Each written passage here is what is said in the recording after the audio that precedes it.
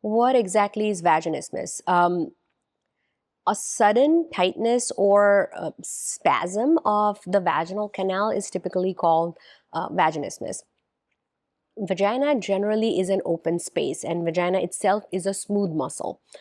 Under the right context, it should allow space for a doctor's exam, for inserting a tampon, or for penetrative sex.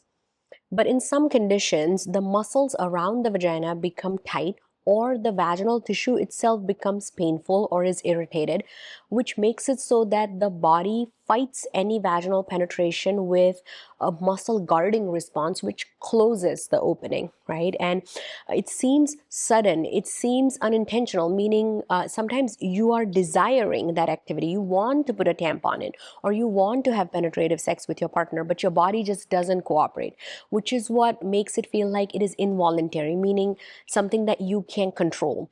But what it is essentially your body is protecting you against pain. And then the way it protects it is by suddenly guarding with a muscular spasm, and that's what's typically called vaginismus. What causes vaginismus?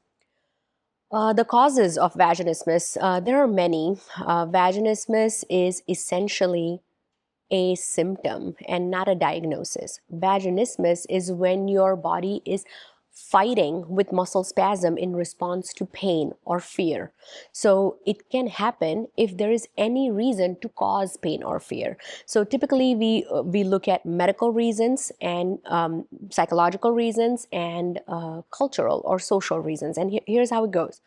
Some people have a medical diagnosis, like, for example, a vaginal infection or a yeast infection or a urinary tract infection, or they have PCOS or endometriosis or other medical problems which are causing a source of pain, which then makes the body respond with muscle guarding and spasm.